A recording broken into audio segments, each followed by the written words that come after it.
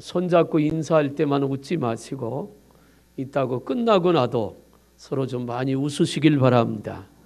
세상에 가뜩이나 웃을 일이 많지 않잖아요. 뭐 뉴스를 봐도 짜증나고 다 짜증나는 것밖에 없는데 우리라도 서로 보고 웃어야지요. 웃으면 젊어진답니다. 안 믿으시나 본데 오늘부터 작정하고 21일 동안 한번 웃어보십시오. 그럼 더 젊어질지도 모르겠습니다. 오늘 저는 본문을 중심으로 은혜가 내게 족하도다고 하는 바울을 향한 하나님의 고백, 그 고백이 우리를 향한 하나님의 선포가 되도록 말씀을 통해 은혜가 저와 여러분들에게 임하기를 소망합니다. 사람들의 관심은 성공에 있습니다. 또 사람들의 관심은 행복한 것에 있습니다. 그래서 어떻게 하면 성공할 것인지 또 어떻게 하면 행복할 것인지에 관심이 지대합니다. 그래서 사람들은 행복하려고 혹은 성공하려고 여러 가지 애를 많이 씁니다. 이제 우리나라도 4월 달에 총선이 있습니다. 국회의원을 뽑지요. 요즘 이렇게 보면서 그런 생각을 해봅니다. 사람을 잘 뽑아야 되겠다. 왜냐하면 사람을 잘 뽑아야 법을 잘 만들 거고 법을 잘 만들어야 우리가 사는 세상이 훨씬 지금보다 살기가 편해질 것 같은 생각이 듭니다. 어제 뉴스를 보면서 그런 생각해 봤습니다. 여당에서 이번에 총선에 공약했던 복지에 드는 돈이 89조가 든답니다. 야당에서 내는 복지 공약에는 143조가 든답니다. 뉴스를 진행하는 사람이 그런 질문을 하더라고요. 이 돈이 다 어디서 나오느냐 물었더니 여당에서 야당에서 똑같이 대답합니다. 국민들이 내는 세금은 늘리지 않아도 만들어낼 수 있다라고 나름대로의 논리를 폈다고 합니다. 왜 그런 많은 돈을 들여서 복지 공약을 하느냐면 삶의 질을 높이려고 합니다. 또 백성들에게 좀 더 편안하고 행복한 삶을 살게 만들어주려고 그 많은 돈을 투자한다고 합니다. 그런데 우리는 한 가지 의문점을 가지는 것이 있습니다. 먹고 살기가 편하다고 행복하냐라고 하는 질문을 하게 됩니다. 또 복지정책이 좋아진다고 사람들이 성공적인 인생을 살아갈 수 있느냐? 꼭 그러냐라고 묻는다면 거기에 그렇다고 대답하기가 쉽지 않은 것도 우리의 삶이기도 합니다. 오늘 저는 이렇게 말씀드리고 싶습니다. 행복은 소유의 많고 적음에 있지 않다는 것입니다. 사람들의 성공은 자기가 목표하는 것이 이루었다고 성공하는 것이 아니라고 하는 것입니다. 요즘 교육에 대한 문제가 많아서 많은 분들이 고민을 합니다. 어떻게 하면 아이들의 교육을 정상적으로 돌려놓을 것인가? 어쩌면 이제까지 70년대 이후로 한국 교회는 성공에다가 목표를 두고 해왔습니다. 그래서 일정한 부분 대한민국은 성공한 국가가 되었습니다. 경제적으로도 가난에서 벗어나 이제는 밥을 굶는 사람 그렇게 많지 않게 되었습니다. 사회 간접 자본이 늘어남으로 해서 살기가 편해지고 여러 가지가 좋아졌습니다. 그러나 정말 사람들의 마음이 행복했느냐라고 묻는다면 오히려 옛날에 가난한 때가 훨씬 더 행복했던 것 같습니다. 물론 가난을 호되게 겪으신 분들은 그래도 잘 먹고 잘 사는 게 좋다고 얘기할 것입니다. 그러나 이제는 본질적인 면을 좀 생각해 봐야 될 때가 아닌가 하는 것입니다. 성경은 이렇게 말합니다. 행복의 소유는 많고 적음에 있는 것이 아니라 죄인된 인간의 인생의 모든 괴로움과 아픔과 슬픔과 고통은 죄로 인한 것이기 때문에 그 죄의 문제가 예수님을 만나서 해결이 되고 우리를 창조하신 하나님을 만나고 우리의 구세주 되신 예수 그리스도를 마음속에 모시는 자, 그것으로부터 그 예수님을 만남으로부터 행복의 시작이 있다고 성경은 말씀하고 있습니다. 죄로 사람의 마음이 어두워졌습니다. 죄 때문에 세상이 어두워졌습니다. 어둠의 권세는 세상을 지배하고 있습니다. 그래서 어두움 속에서 악한 일들이 일어나고 죄된 일들이 일어나고 있습니다. 그런데 요한복음 1장에 말합니다. 태초에 하나님이 말씀하시니라. 이 말씀이 하나님과 함께 계셨고 이 말씀이 빛이 되어서 세상에 왔는데 어두움이 깨닫지 못하더니 말씀이 육신이 되어 우리 가운데 거하신 분이 예수님이고 그 예수님은 세상의 어두움을 밝히는 빛으로 이 땅에 오셨다는 겁니다. 그래서 요한복음 1장 12절에 영접하는 자 곧 그 이름을 믿는 자들에게는 하나님의 자녀가 되었다. 즉 말하면 어두움에 휩싸인 자들이 빛 대신 예수님을 마음속에 모심으로 그 어두움에서 이제 빛 대신 주님이 오셨으니까 어두움에서 놓여 자유하게 됐다는 것이죠. 어두움 속에 여전히 있다면 아무리 많이 먹고 아무리 풍족해도 여전히 어두움에 갇혀 있는 것입니다. 그러나 빛 대신 예수님을 모시고 살면 우리 마음속에 어두움은 물러갔습니다. 여러분, 슬픔도 어두움이고 답답함도 어두움이고 고통과 괴로움도 어두움이고 무거운 인생의 짐도 어두움입니다. 빛은 그런 것들로부터 자유함을 얻게 합니다. 요한복음 8장 32절에 진리를 알지니 진리가 너희를 자유케 하리라. 진리는 예수 그리스도십니다. 그분을 바로 알고 그분을 바로 깨닫고 그분을 바로 만나고 그분을 바로 알게 되면 그때부터는 참다운 자유가 우리에게 주어진다고 하는 것이지요.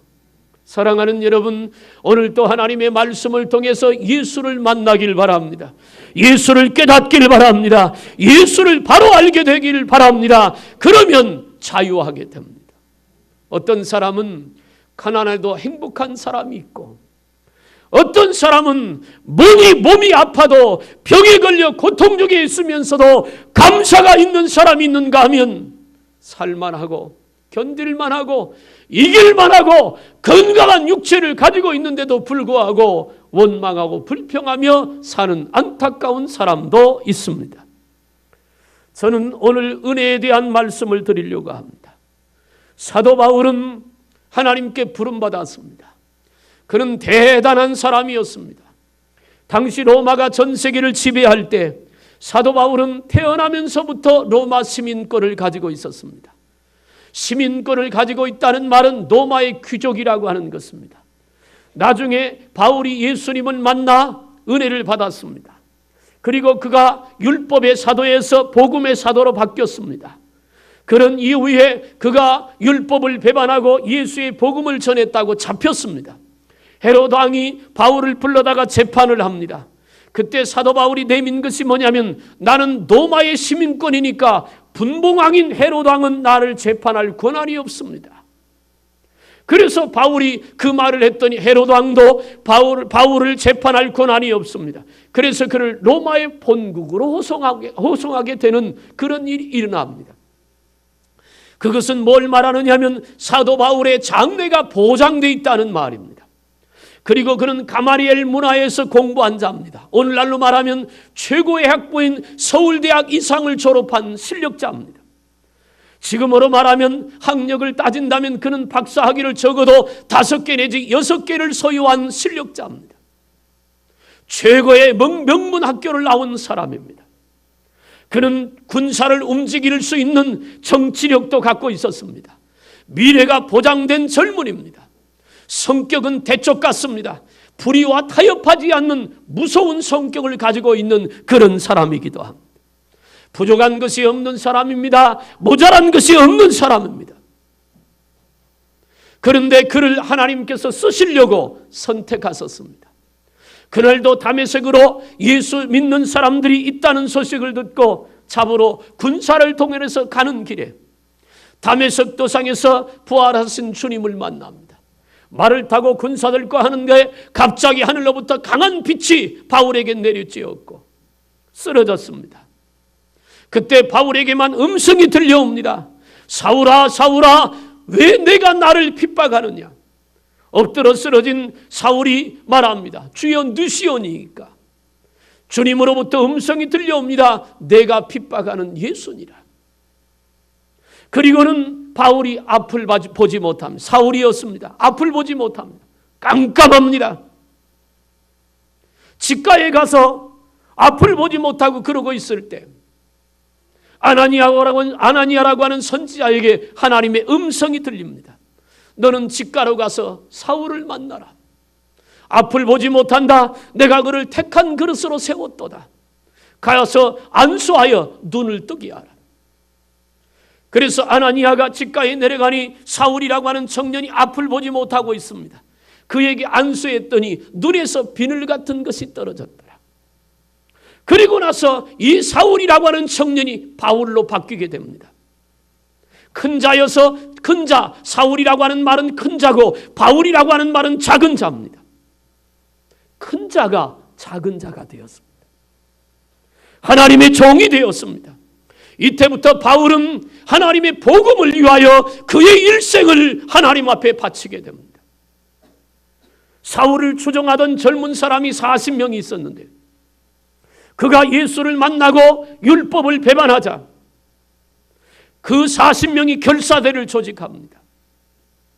그들은 이렇게 말했습니다. 우리가 사울을 죽이기 전까지는 밥도 먹지 않겠다고. 그 40명의 결사대가 바울이 가는 곳마다 잠복하고 있습니다. 바울을 죽이겠다고. 엄청난 고난과 핍박이 바울에게 있습니다.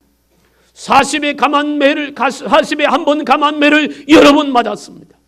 너무너무 두들겨 맞아서 죽은 줄 알고 바울을 성 밖에 버렸습니다. 사흘 낮밤을 죽음 속에 있다가 깨어났다고 성경은 말합니다. 그는 온 인생 그 젊음과 그의 모든 것들을 다 버렸습니다. 고린도전서에서 바울은 고백합니다. 내가 이전에 가지고 있던 것을 배설물로 여긴다고. 예수님을 위하여 다 포기했습니다.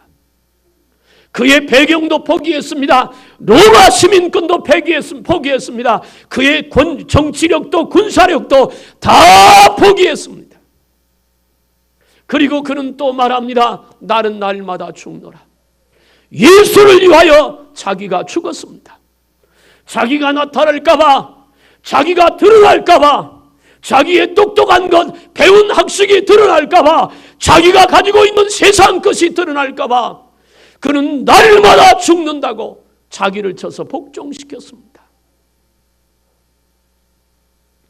바울을 통해서 하나님께서 희한한 역사를 일으켰습니다. 바울이 가는 곳마다 복음이 증거됐고 복음이 증거되는 곳마다 교회가 세워졌습니다. 요한계시록에 7교회가 있습니다. 그 7교회를 바울이 다 세웠습니다. 그리고 수많은 제자들을 길렀습니다. 수많은 목회자들을 세웠습니다. 그게 바울입니다.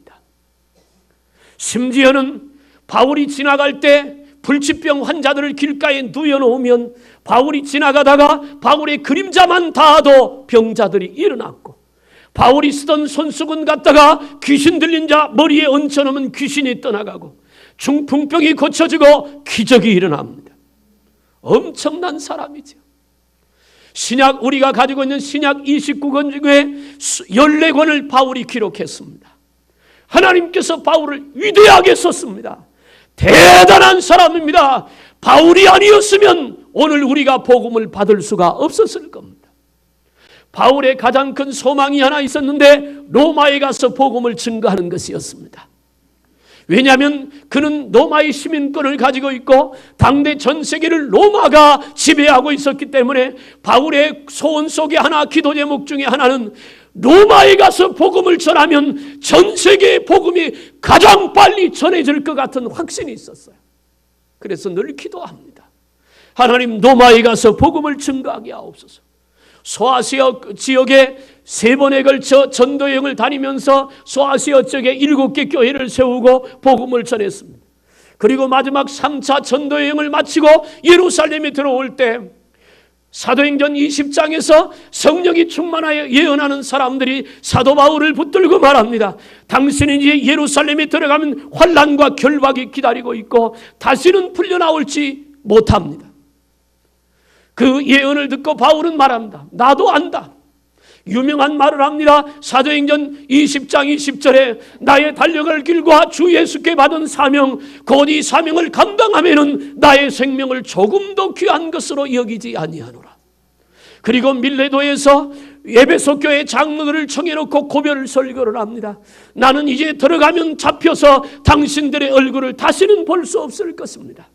그러나 여러분 믿음을 지키십시오. 그리고 예루살렘에 들어왔더니 정말로 바울이 결박당하게 됩니다. 그런데요, 그 바울의 결박은 바울을 로마에 보내서 복음을 증거케 하기 위한 하나님의 섭리와 계획이었습니다. 바울을 죽이려고 하는 사람이 곳곳에 매복해 있습니다. 그래서 그가 죄인 되게 해서 군사 200명으로 바울을 호위하게 하고 그리고 무료로 군함을 타고 로마까지 가게 됩니다. 가서 복음을 전해요. 여러분 보십시오. 이렇게 위대한 사도, 이렇게 대단한 하나님의 역사를 일으켰던 전 세계의 복음을 증가하는데 가장 결정적인 역할을 했던 사람이 사도 바울입니다. 그런데 그에게 아픔이 있습니다. 몸이 아픕니다. 신학자마다 주장하는 게 다른데 몇 가지는 공통됩니다. 안질이 있었다고 합니다. 눈이 나빠서 늘 눈곱이 끼고 볼품이 없었다 그래요. 깡마른 체구에 하도 무릎을 꿇고 기도를 많이 해서 무릎은 낙타 무릎과 같았었다고 합니다. 위장병이 있었던 것도 사실이고 속이 너무 안 좋아서 늘 고통스러웠습니다. 어떤 학자들은 말합니다. 간질병도 있었다고 말합니다. 너무너무 괴로운 겁니다. 사도 바울이 주님을 위하여 일생을 바쳤고 모든 것을 다 포기하고 오직 주의 복음을 위하여 살았던 바울, 너무 고통스럽고 아파요. 그래서 하나님 앞에 기도합니다. 금식하며 세 번씩이나 기도하고 오늘 본문에 그랬습니다. 하나님 고쳐주시옵소서. 나 좀 고쳐서 건강한 육체를 가지고 하나님의 뜻을 이루게 하옵소서. 그런데 3번씩이나 기도했는데 기도할 때마다 하나님으로부터 오는 응답은 한 가지였습니다. 한번 따라합시다. 내 은혜가 내게 족하도다. 내 은혜가 내게 족하도다. 여러분 이렇게 생각해 보세요. 나에게 어떤 문제가 있습니다. 육체가 아프고 때로는 힘이 듭니다. 삶이 고통스럽고 괴롭습니다. 그래서 하나님 앞에 그 문제 해결해 달라고 기도했습니다. 하나님 이 문제 해결해 주세요. 이거 고쳐주세요. 나 치료해 주세요. 금식하며 밤을 새며 부르짖었습니다. 그런데 하나님께서 어느 날 내게 오셔서 말씀합니다. 내 은혜가 내게 족하다. 그 말은 무슨 말이에요? 너 지금 병 있는 게 내게 은혜야. 너 몸이 아픈 것이 내게 복이야. 너 가난한 것이 내게 은혜고 너 삶에 고통이 있는 것이 내게 복이야. 하나님이 그렇게 말씀하신다면 아멘이 되겠습니까? 다 건강하길 원하고 다 부자 되길 원하고 다 잘 되길 원하고 다 형통하길 원하고. 제가 어느 해인가 신방하면서 젓가락에도 복자가 써 있더라고요. 젓가락에도. 숟가락에도 복자가 있고 밥상에는 동서남북 위아래로 복자가 다 새겨 있고. 복을 싫어하는 사람 아무도 없잖아요. 저도 여러분들도 복이라면 좋아하잖아요.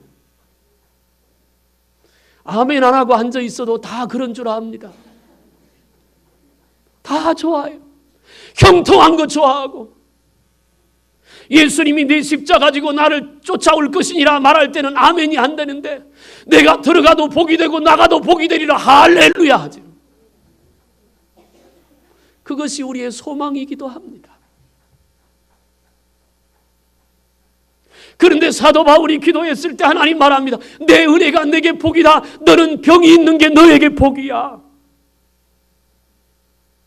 사도 바울에게만 가시가 있는 것이 아니라 오늘 우리에게도 가시가 있습니다. 어떤 사람 육체의 질병으로 육체에 가시가 있고, 어떤 사람은 자식이 가시가 될 수 있고, 어떤 사람은 가족의 어떤 문제가 가시가 될 수 있습니다. 그래서 하나님 앞에 기도합니다. 엎드려 구했더니 하나님께서 말합니다. 내 은혜가 내게 족하다. 너는 그거 있는 게 너한테 복이야. 왜 그럴까요? 오늘 본문의 바울은 그렇게 말합니다. 하나님의 음성을 이렇게 전합니다. 너로 하여금 자고하여 교만할까 봐. 성경을 14권이나 기록하고 육신적으로도 인간적으로도 부족함이 없는 대단한 실력자인 바울. 그는 삼층천을 다녀왔습니다. 천국에 갔다 왔습니다. 천국이 얼마나 아름다운 것인가를 알고 있는 사람입니다. 그를 통해서 수많은 기적이 일어났습니다. 사람들이 바울을 추종하고 따라옵니다. 많은 사람들이 증송해주고 높여줍니다. 사람은요, 어려울 때는 교만하지 않습니다. 어려울 때는 교만하지 않아요.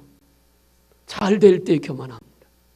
여러분, 잘 될 때 그 잘됨이 지속되는 것이 어떤 비결인 줄 압니까? 난 여러분들이 은혜 받은 그 은혜가 평생 지속되길 바라고, 여러분들이 잘 되는 것이 계속해서 잘 되길 그러려면 교만하면 안 돼요. 겸손해야 합니다. 우리가 지금 하나님 앞에 십자가 붙들고 말씀 붙들고 믿음으로 살기 위하여 우리가 교만할까 봐 때로는 하나님에게, 바울에게 주셨던 그 가시와 같은 것을 우리에게도 주실 수 있다는 것이죠. 그러나 나는 이렇게 얘기하고 싶습니다. 여러분, 병이 있으면 병 고쳐달라고 하나님 앞에 기도하시길 바랍니다. 기도 제목이 있으면 그 문제가 해결해달라고 기도하시기를 그치지 않길 바랍니다. 그런데 기도도 하지만 또 하나 기도하십시오. 하나님, 내 육체의 질병 고쳐주옵소서. 그러나 내가 만약에 이 육체의 질병이 고침받고 교만해져서 하나님을 배반한다면 차라리 그 질병 그냥 두시옵소서. 제가 한 가지 기도 제목 하나님 앞에 아뢰는 것이 있습니다. 큰 것입니다.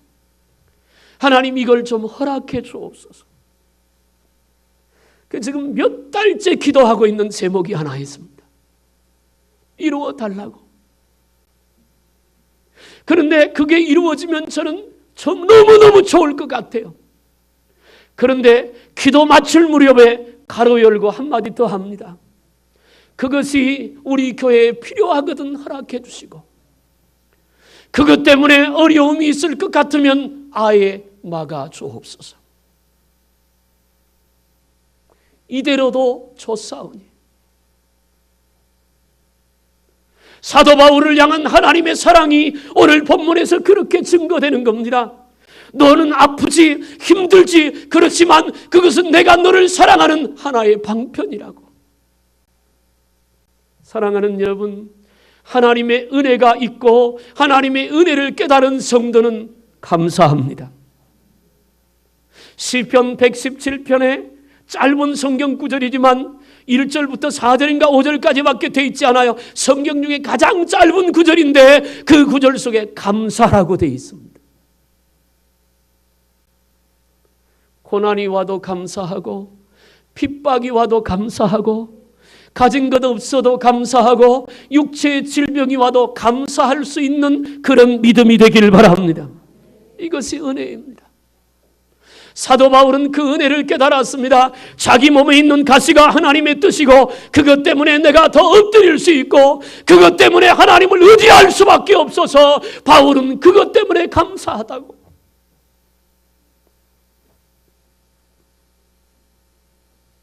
사실은 우리가 살면서 한순간도 하나님의 사랑과 은혜가 아닌 것이 없지요.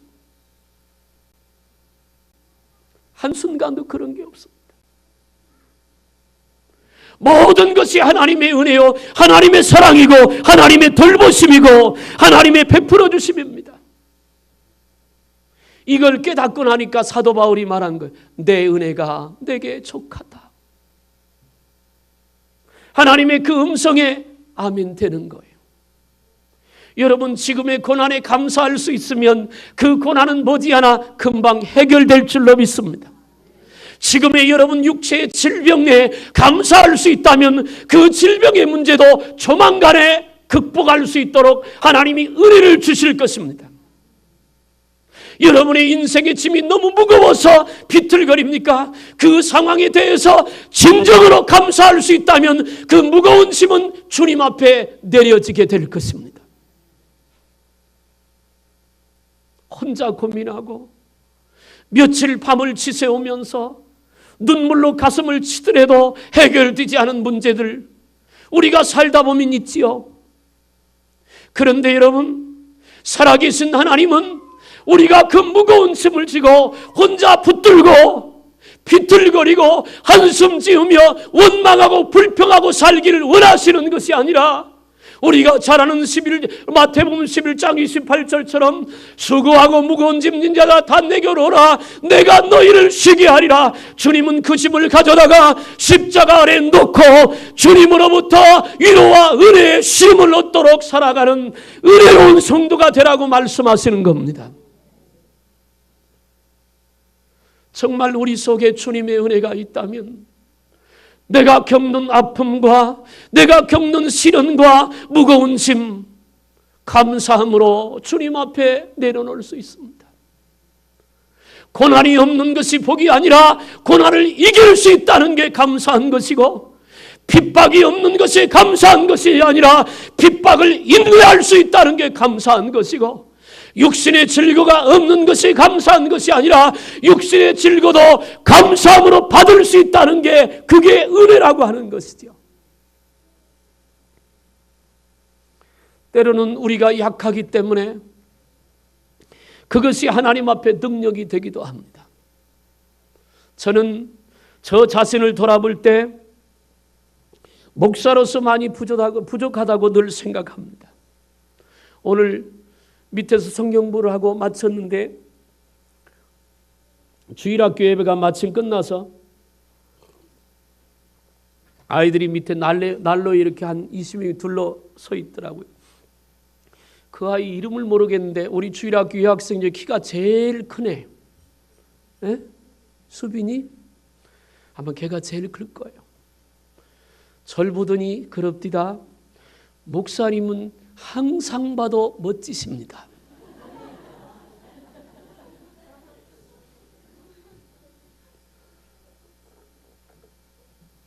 내가 깜짝 놀랐어요. 평소에 나하고 별로 친하지도 않고 그냥 인사만 하고 지내는 사이인데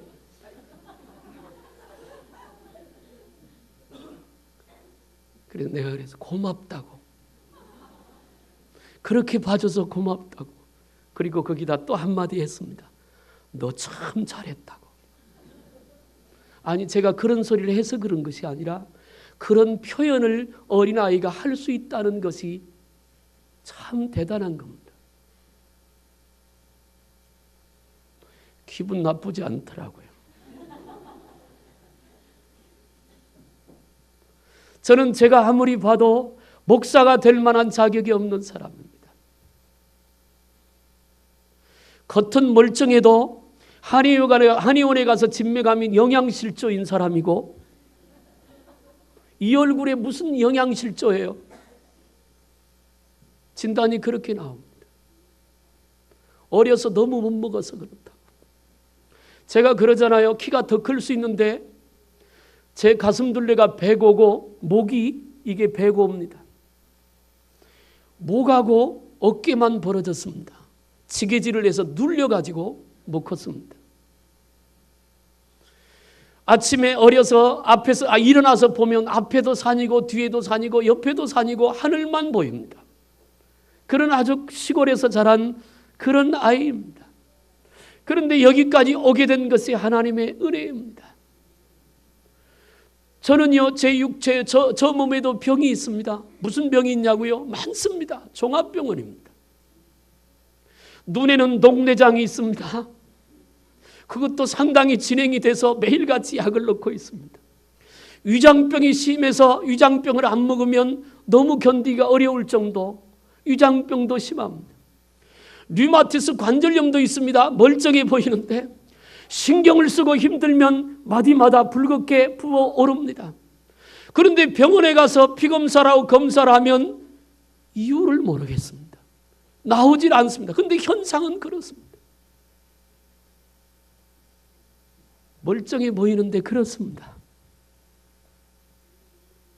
저도요, 제 몸 고쳐달라고 하나님 앞에 기도해 본 적이 한두 번이 아닙니다. 지금도 여전히 기도하고 있습니다.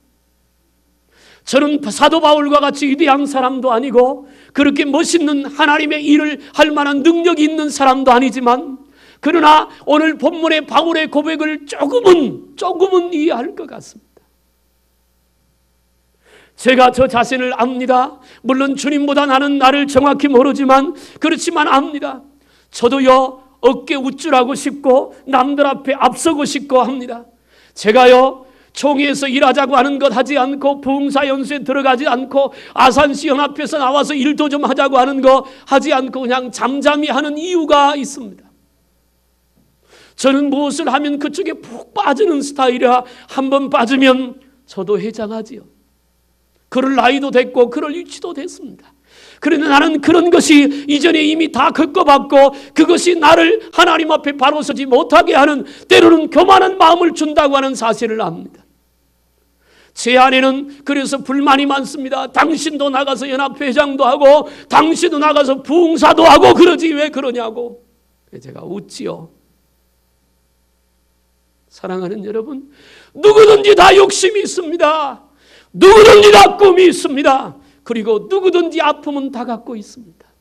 그런데요, 어떤 사람이 성공하든 목표를 이루든 아니면 불에 나든 아픔이나 고통이 있든 그게 중요한 게 아니고, 잘 될 때 교만하지 않고 그래도 주님 앞에 겸손할 수 있다는 그 사실이 중요한 것이고, 아프고 힘들 때 낙심하지 않고 그래도 십자가 붙들고 믿음으로 갈 수 있다는 것이 중요한 것입니다. 지금 우리는 사순절 기간을 보내고 있습니다. 예수님이 이 땅에 오셔서 십자가 지고 그 길을 가신 것은 대접받고자, 인정받고자, 높임받고자 그러신 것이 아니라 우리를 살리려고 하는 하나님의 계획에 순종하고 동참하기 위하여 그 길을 가셨습니다. 사랑하는 성도 여러분, 주님은 오늘 바울을 통해서 우리에게 말합니다. 지금 우리가 처한 이 현실, 이 자리, 이 모습이 우리에게는 은혜라고 합니다. 그걸 받아들이셔야 합니다. 여기서부터 시작인 것입니다. 지금 이대로가 하나님의 은혜라고 생각이 되고 깨달아져서 그 감사가 거기로부터 시작이 되면 이후에 더한 감사가 우리에게 임하게 될 것입니다. 내 은혜가 내게 족하도다. 이것은 바울에 대한 선포이기도 하고 오늘 저와 여러분들에게 대한 선포입니다. 나의 나 된 것이 하나님의 은혜로 된 것이라고 하는 바울의 고백처럼 여기까지 온 것이 하나님의 은혜고 앞으로 살아갈 것도 하나님의 은혜이니 십자가 붙들고 감사함으로 믿음의 길을 달려가는 우리 모두가 되기를 주님의 이름으로 축원합니다. 기도하겠습니다. 살아계신 하나님, 때로 우리는 강하고 싶고 성공하고 싶고 무엇인가 형통하길 원합니다. 그러나 성공도 형통도 그리고 지금 내가 처한 아픔과 고통도 우리에게 주신 은혜로 인한 것임을 알고 날마다 주님 앞에 감사함으로 내 은혜가 내게 족하다고 하는 주님의 그 말씀을 듣고 영광을 돌리는 복된 삶이 되게 해 주시옵소서. 예수님의 이름으로 기도하옵나이다. 아멘. 주님 한 분밖에는 찬양하면서